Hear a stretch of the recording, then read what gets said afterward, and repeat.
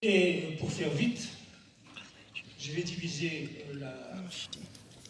l'histoire de cette révolution en trois périodes. La première, c'est celle qui est antérieure à 1830. La deuxième, c'est celle qui s'étend de 1830 à 1962. Et la troisième, bien évidemment, depuis 1962 jusqu'à aujourd'hui. Pour ce qui est de la période antérieure à 1830, le 19e siècle, c'est pour l'Algérie, comme pour beaucoup d'autres pays, le siècle des ruptures. Pour ce qui est du juridique,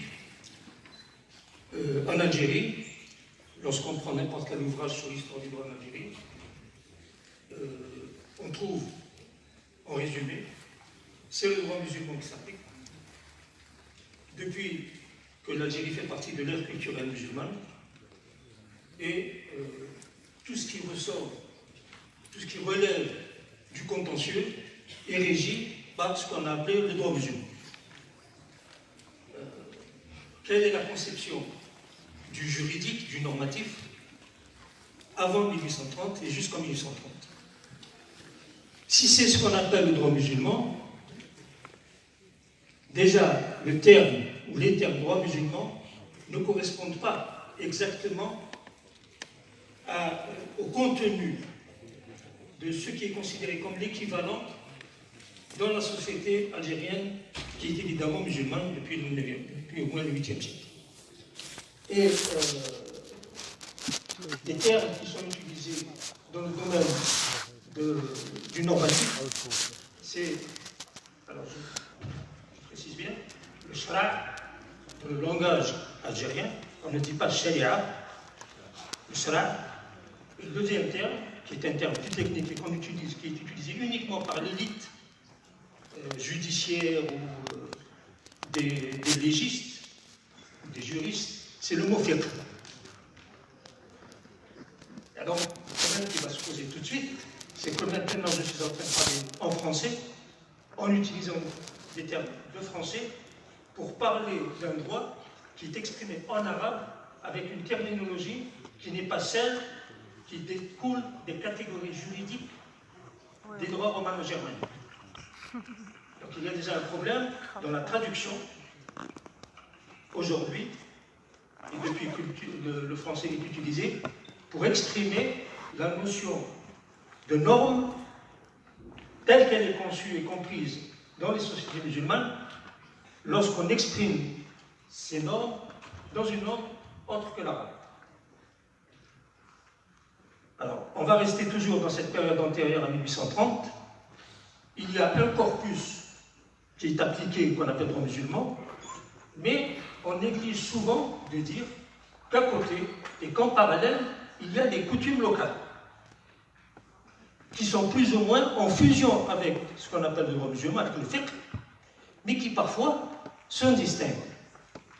Et quand il y a des distinctions entre les coutumes locales et le fiqh, on dit voilà, on refuse l'application du droit musulman dans certaines régions. Et on donne un exemple plus qu'on retrouve toujours, c'est celui de l'exhérédation des femmes. C'est-à-dire que, je reprends des formulations de Anoto par exemple, les coutumes kabyles, c'est de dire voilà, les Kabyles, en Kabylie, les femmes n'héritent pas. Alors, moi je ne connais pas la langue amazigh, donc je ne peux pas me prononcer sur la traduction qu'a faite Anoto ce qu'il a appelé les coutumes kabyles, mais les berbérisants disent qu'il y a des erreurs dans la traduction en français, dans son bouquin sur les coutumes de la Kabylie. Je laisse de côté cet aspect de la question parce que je ne suis pas compétent pour en parler, mais pour revenir à cette question de l'exhérédation des femmes, et en allant juste en disant voilà, les Kabyles, pour reprendre le terme, n'appliquent pas le droit musulman, ils refusent d'appliquer le droit musulman. Lorsqu'on lit cette décision qui exhérède les femmes, qui date de 1749,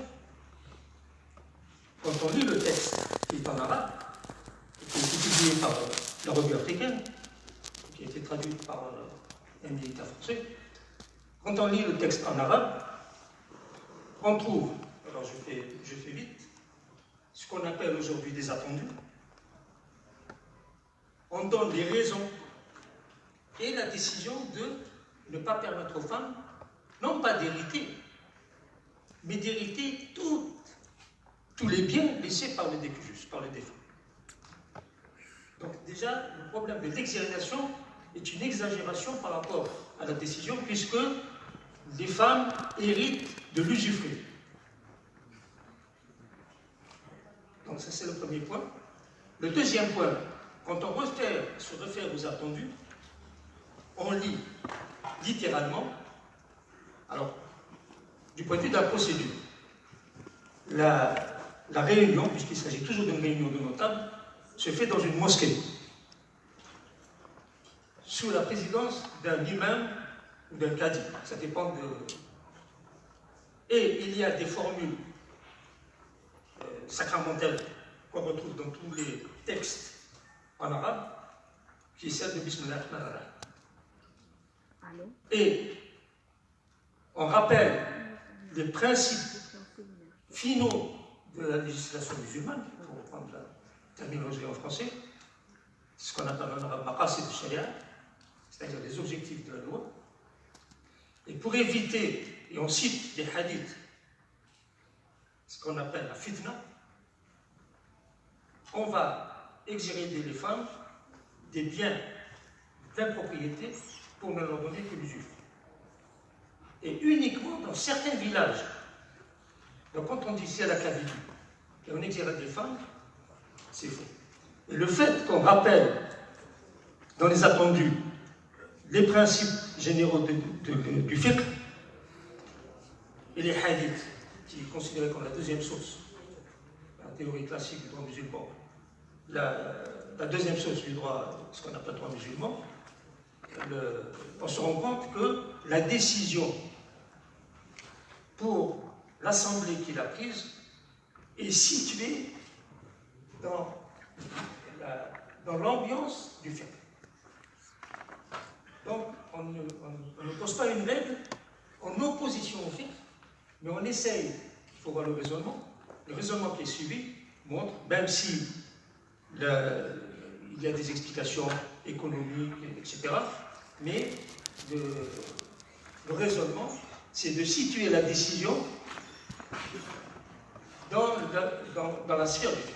Et d'ailleurs, Millot l'a très bien compris, puisqu'il dit les coutumes locales, on ne peut pas dire les coutumes kabyles, fusionnent avec le droit musulman. Puisque la mentalité est la même, pratiquement. Donc ça, c'est le premier point.